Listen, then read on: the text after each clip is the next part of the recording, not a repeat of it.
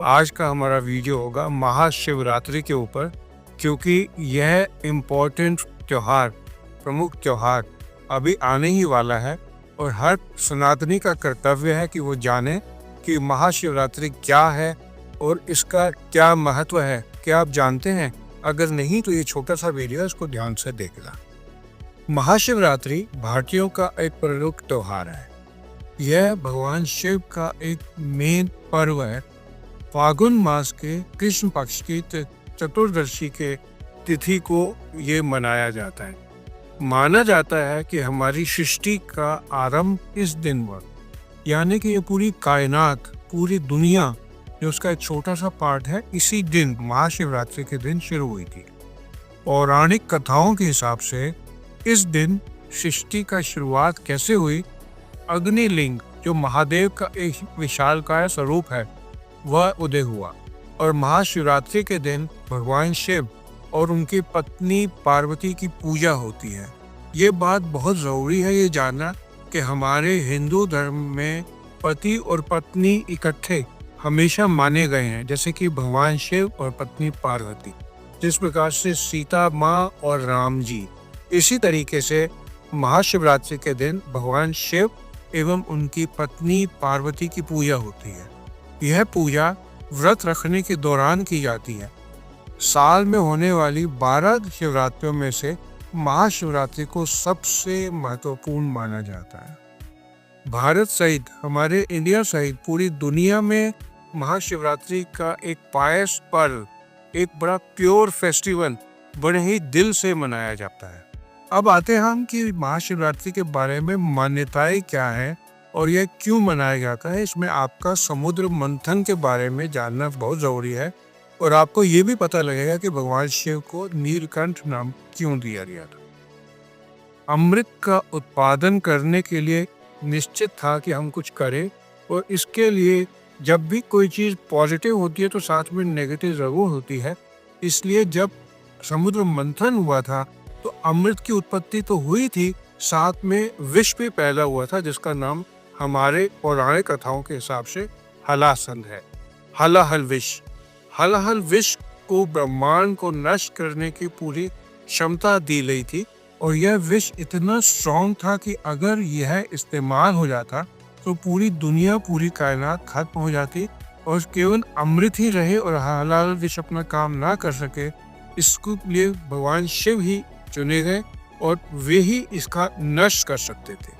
भगवान शिव ने हलाहल विष को अपने कंठ में रख लिया।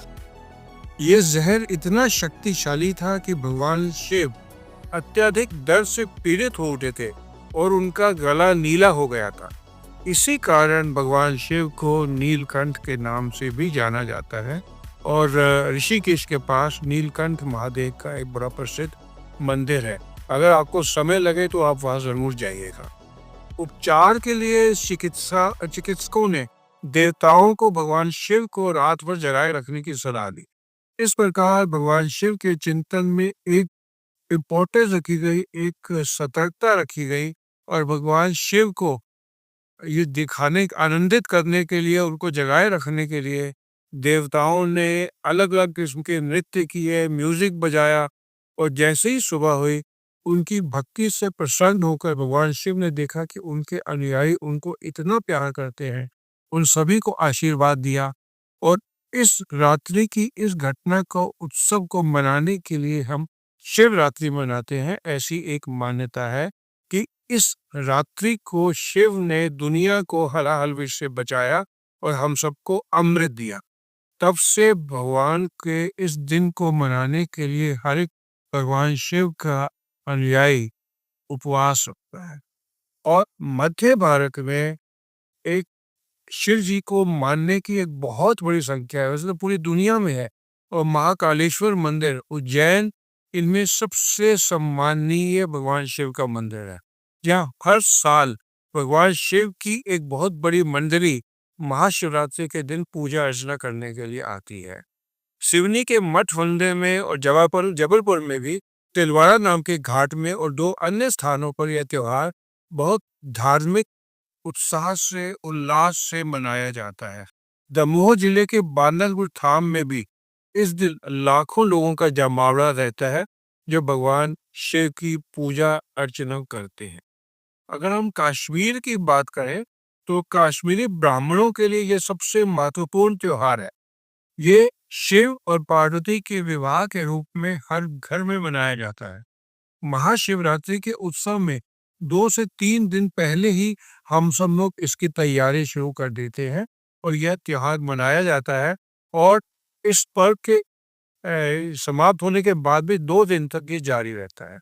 और अगर हम दक्षिण भारत की बात करें तो महाशिवरात्रि जो है ये आंध्र प्रदेश में, कर्नाटका में, केरला में, तमिलनाडु में, तेलंगाना में सब जगह बहुत व्यापक रूप से उल्लास के साथ मनाया जाता है। तो मैंने सोचा कि महाशिवरात्रि के बारे में इतनी नॉलेज सभी सनातनी हिंदू को होनी चाहिए, जिस पर मैंने ये वीडियो बनाया। अगर आपको ये जानकारी अच्छी लगी, नई लगी, कुछ नई चीज लगी, तो आप मेरे इस वीडियो को लाइक कर दीजिए और लाइक माइंडेड पेपर में शेयर कर। आप सबका मेरे साथ जुड़ने के लिए धन्यवाद।